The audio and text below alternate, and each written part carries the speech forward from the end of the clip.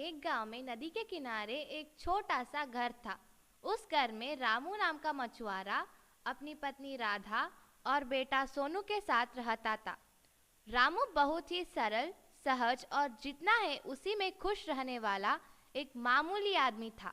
वह रोज नदी में मछलियां पकड़ता और उन्हें बाजार में बेचकर अपना घर का गुजारा करता था। वह बहुत ही खुश और मस्त मोला किस्म का आदमी था।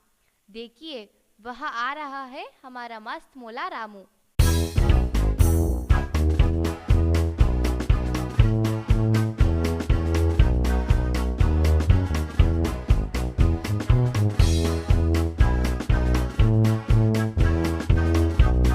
रामू की पत्नी का नाम राधा है। वह बहुत ही आशावादी और आकांक्षी महिला है। वह अपना जीवन सारे सुख सुविधा के साथ जीना चाहती है। रामू का बेटा सोनू खिलौने साथ खेल रहा है और राधा रसोई घर में है। रामू के घर आते ही, पिताजी पिताजी मुझे खिलौना चाहिए। हाँ बेटा, मैं कल तुम्हारे लिए बाजार से नया खिलौना लेकर आऊंगा। अरे भाग्यवान, सुनती हो? मेरे लिए एक लोटा पानी लेकर आओ। आ रही हूँ, थोड़ा सब्र कीजिए। लाओ।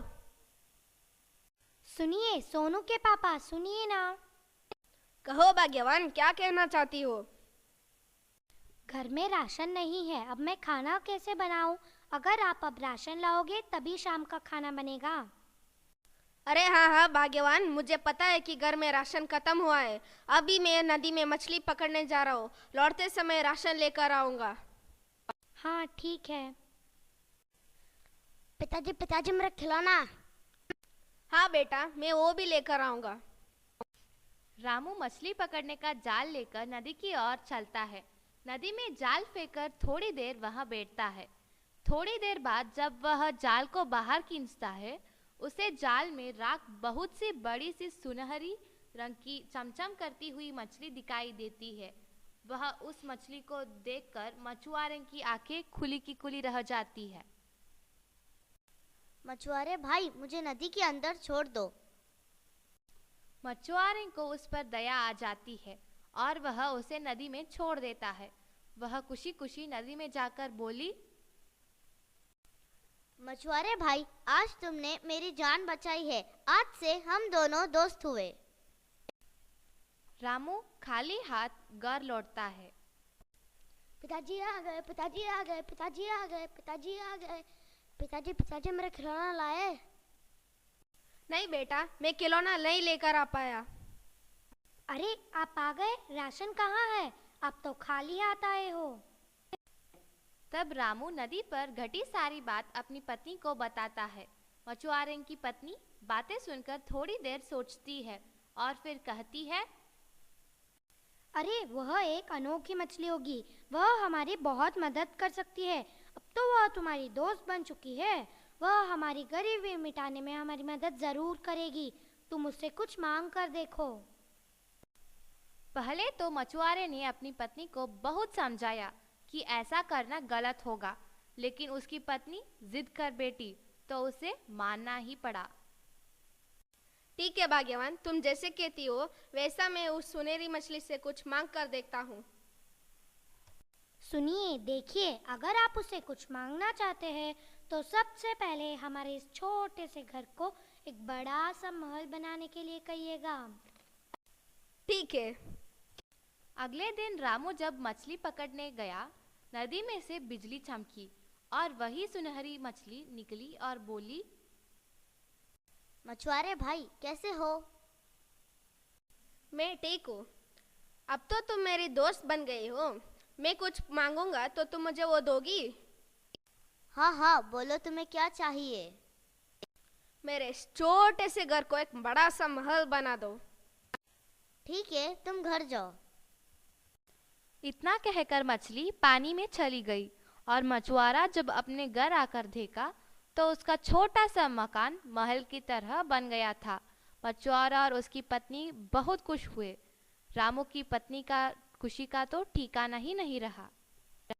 एक दिन राधा अपनी अमीरी दिखाने के लिए सहेलियों को घर बुलाती है। राधा की सहेलियां बेटी है और राधा नाचते गाते हुए आती है।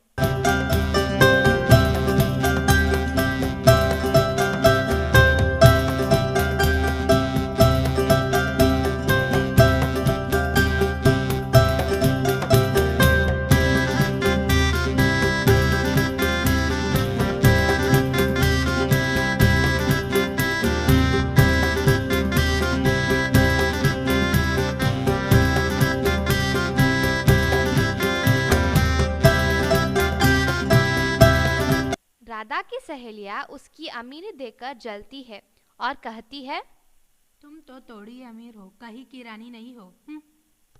तब वह सोचने लगती है। तभी रामू घर आता है। रामू के घर आते ही, सुनिए सोनू के पापा, आप उस सुनहरी मछली से कहिएगा कि आपको राजा बना दे और मैं रानी बनकर राज करूंगी। हाँ ठीक है, मैं कल ही जाकर उस सुनहरी मछली से पूछूंगा। दूसरे दिन रामू नदी के किनारे जाता है। मछुआरे भाई, तुम परेशान क्यों दिख रहे हो? सुनहरी मछली, क्या तुम मुझे राजा बना सकती हो? यह बात सुनकर मछली गुस्सा हो गई। तभी अचानक अंधेरा छा गया। वह गुस्से में आकर बोली, तुम बहुत लालची हो गए हो। मैं किसी लालची को अपना दोस्त नहीं मानना चाहती हूँ। जाओ, मैं अपनी दी हुई सारी चीज वापस लेती हूँ। मैं अब तुमसे कभी नहीं मिलूंगी। यह कहकर सुनहरी मछली गायब हो गई। तब रामू ने घर लौटकर देखा तो उसका महल छोटा सा घर बन गया था और वे फिर से गरीब हो गए थे। यह देखकर दोनों को बहुत दुख हुआ। अपनी लालच पर बहुत पछतावा हुआ। किसी ने ठीक ही कहा है, लालच का फल बुरा होता है। धन्यवाद।